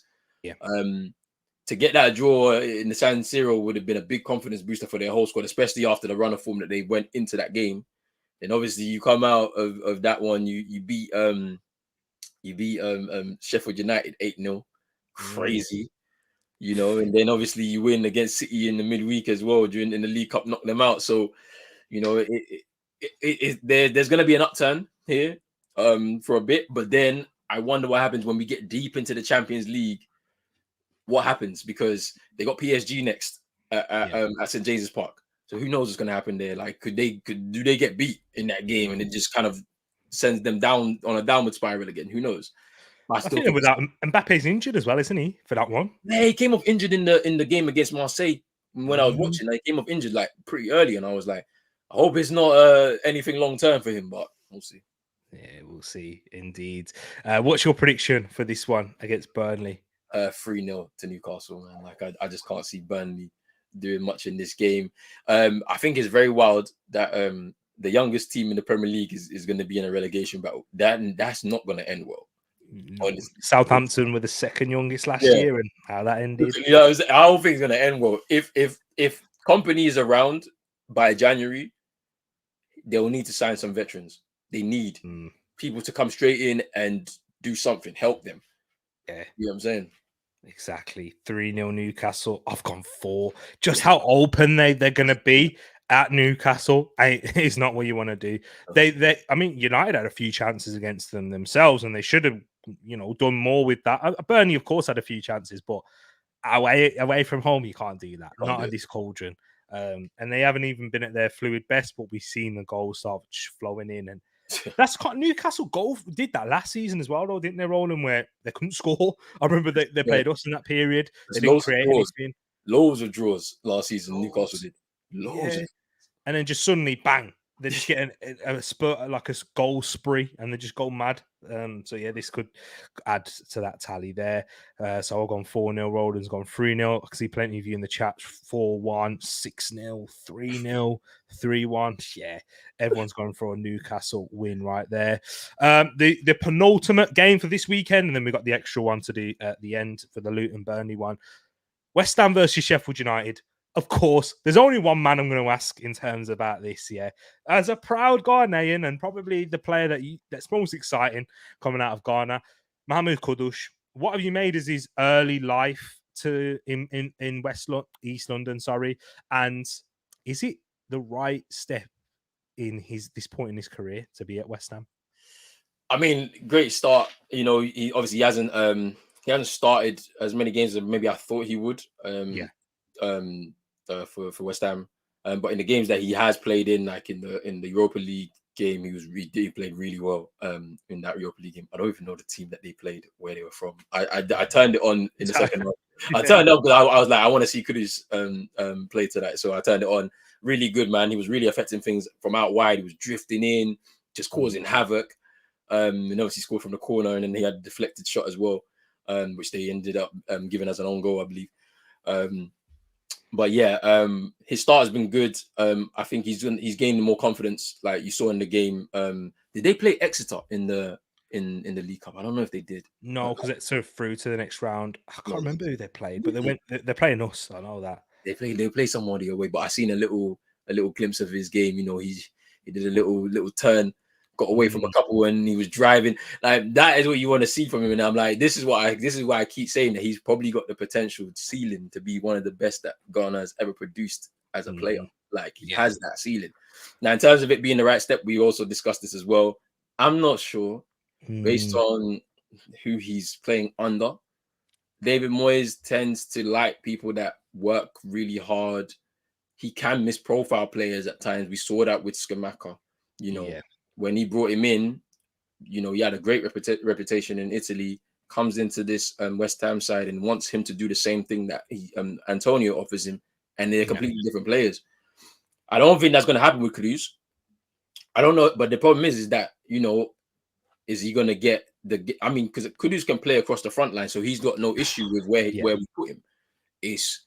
Are you going to make him be the focal point, the attacking guy in the team, the guy that it falls on his shoulders? And I don't think that that's going to be allowed from David Moyes. I think he's going to share that responsibility across all of his players.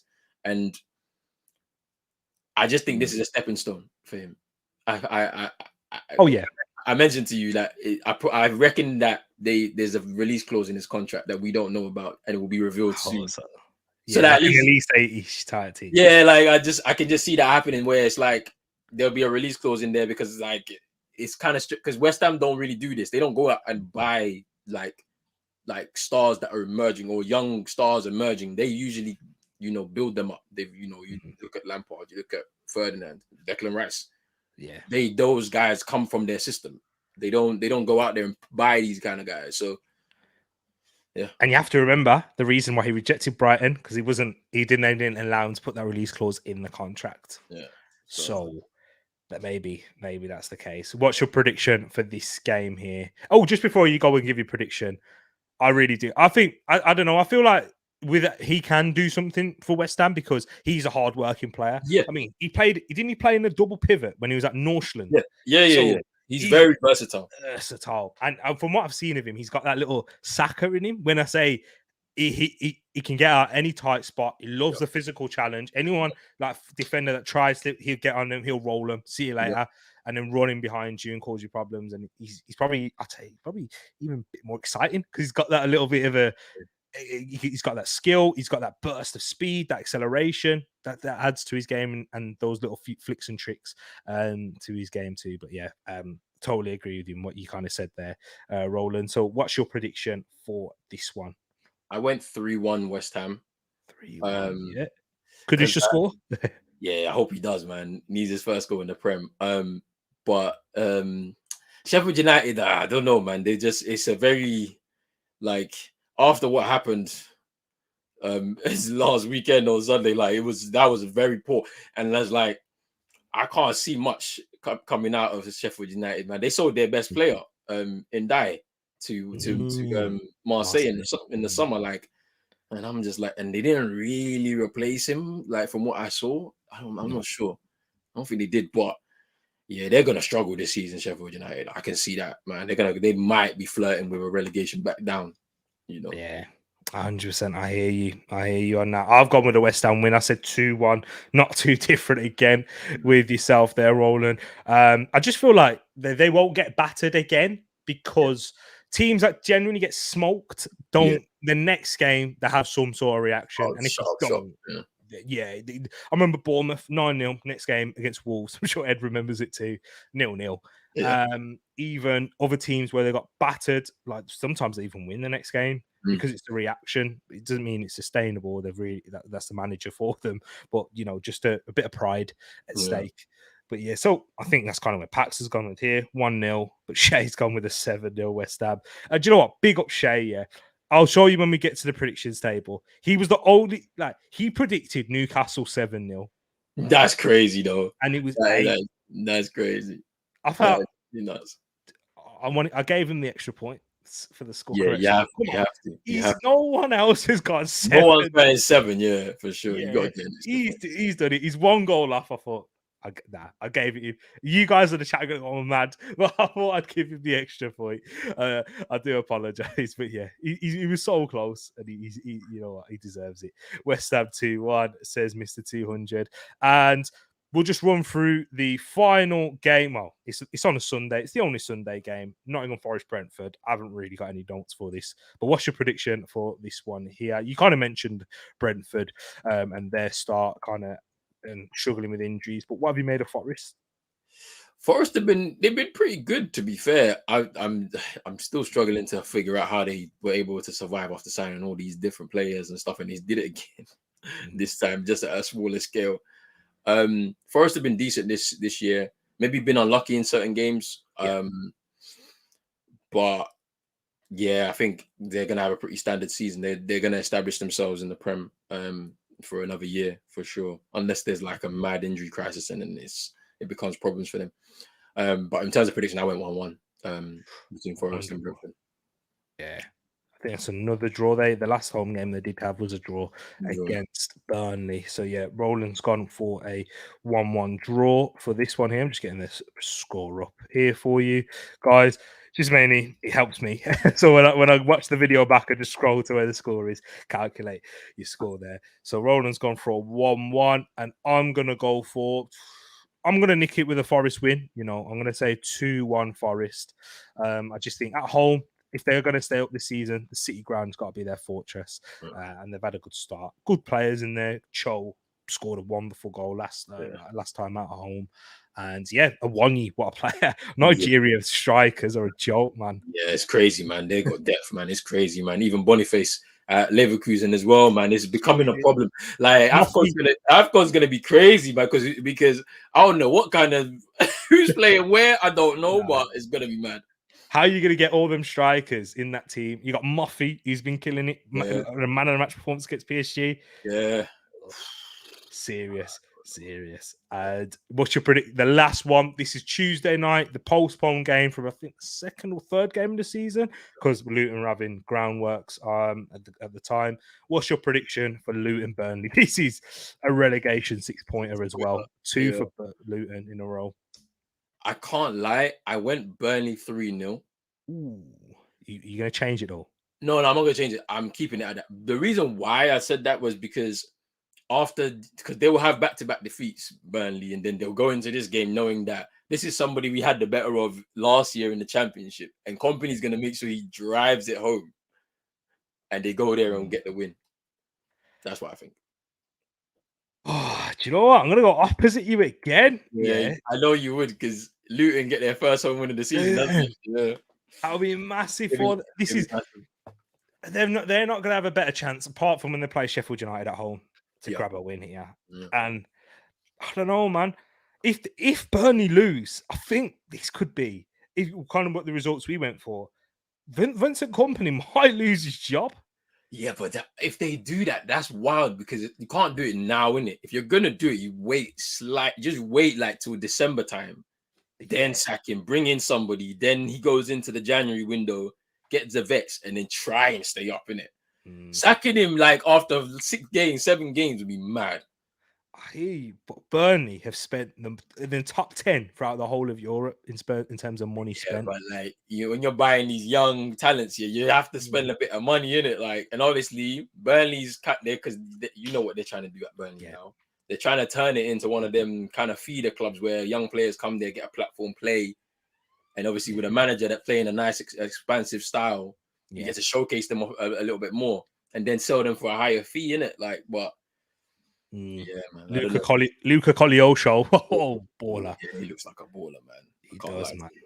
He does indeed. Big up everyone and in the chat for your predictions there. And Roland, so I've got sorted and everything. Just showing you the predictions table from last week, guys. So this is what we are now. Game week 7. Jacob was top and he most likely still kept his place. I will show you the table now. This is last week's table, and these are the changes that have been made. Boom. Jacob still is top, but Moss has caught him up. He had a fantastic week last week. I'll tell you how many points that he got just in a moment, just as I try and find the page in my notebook. But yeah, it was a fantastic week for you, Moss. I think you got one of the highest in here. So you did get one correct score, 8 points. I smashed it. I got 12 points, 3 correct scores, which is the highest out of that week. And then everyone else, apart from my sister Alicia, got 6 points. And 1 correct score. So it was a middling week. I came out on top. I made the biggest jump from 6th to 3rd, and 3 correct scores. Everyone else, apart from Moss and Alicia, had 6 points. Moss and Alicia had 8. So big up to those guys. And from this weekend, if you didn't catch it, from this weekend, I'm going to do a predictor of the month. So, guys, that is at the end of next month. So, the last prediction week.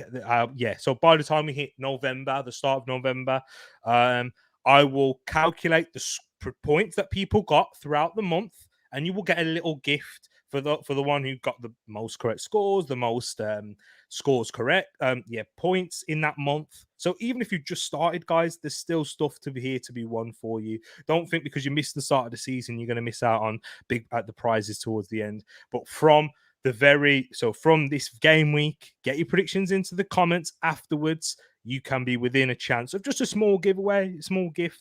I'm thinking of a gift card, like a £10 gift card. Just going to work out which one of your choice, the winner's choice, really. But just something to show thank you for the support to you guys on the show and the channel, and just enjoy having you guys around and sticking here through thick and thin on the channel here too. And that wraps up this weekend's prediction show. Thank you to my brother Roland each and every time for joining me. It's been a pleasure. We went for an hour and 42 minutes. Had a blast, man. Thank you. It's a real honor to have you back on the channel, my bro. Always love chatting ball with you. And this is the time. Let the people know where they can find you, what you've got on the channel and coming up already. Hey, first and foremost, man, big up to Tereak, man, for hosting this, man. I have enjoyed it, man. I do like the prediction shows, you know what I'm saying, when I watch them back and stuff like that. So big up to Tereak. Hey, make sure you're hitting that like and subscribe button as well for Tereak Talks, man. Get him up to 800. Hey, before the end of the year, man, we need to get into that 1K though. So share that out to your like. We got time. We got 3 months. Like you know what I'm saying, we can do it before the end of the year. We can get him there. So make sure you hitting that likes and subscribe button and share that out as well to everybody that you know. Let's get Tereak to 1K before the end of the year.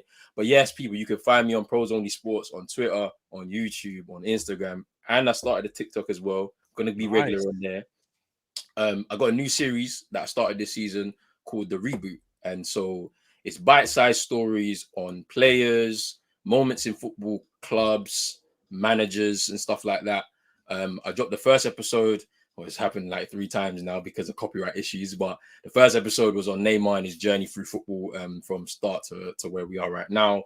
The next story will be dropping, if not tomorrow, but on Monday, and it's on Lukaku, because you know he's had a very up and down career, and I just wanted to give my thoughts and also showcase some of his real achievements and stuff throughout his career, because I think it's understated a lot because of maybe the last part of his career. But yeah, that's what I'm kind of focusing on this year on the channel. But then at the same time, basketball season is coming back, so the NBA will be back next month.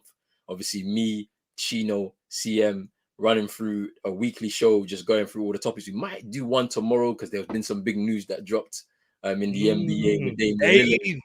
Yeah, I know. So we might do something quickly tomorrow just to kind of go through that as well. But then the show will be back weekly. I think from next month, I'll put a weekly schedule out. It's gonna be largely the same in terms of what you'll get on the channel, so everyone knows what's gonna be happening. And then it'll be subject to change. Obviously, AFCON's in January, so won't have enough time to be able to do everything. It just be AFCON. Obviously, Tereak's gonna be there, people. So make sure you also come over there. You know, I say we're gonna have fun during that tournament for the start of the year and all of that. But yeah, man, Pros Only Sports on Twitter, Instagram, YouTube. It's not Twitter anymore, it's X. Sorry, X, and then on TikTok as well. Exactly, guys. Definitely do recommend go subscribing over there. Basketball, love it. That's where I go to for all my basketball chat. You know, they cover the league so well. But for those football fans, the reboot, excellent show, because I can see Moss in here talking about Lukaku and Neymar, the overrated. Hey, listen, this is what the whole reboot's about. It's controversial. He did it right after the first time he initially uploaded it was after, like soon after he made the move to Saudi Arabia, and there's a lot of talk about his career there. Lukaku, another one who's he once again polarizes in terms, if you look at his record and the numbers that he has, not many strikers out there better in terms of what he's done, but everyone looks at him as like a joke. Is he a joke? Guys, that's coming up on Pros Only Sports, and you'll get to hear roll and break it down. Excellent editing in there too, just well articulated points and breaking down their career. So definitely recommend you go checking that out, people. And we're going to wrap this up here, guys. So if you haven't done so already, like, subscribe to both of us as well. Love for you interacting as usual. Get your predictions in the comments and enjoy the rest of your Friday night or whenever you're watching this as well. Take care, people. We're out. Peace.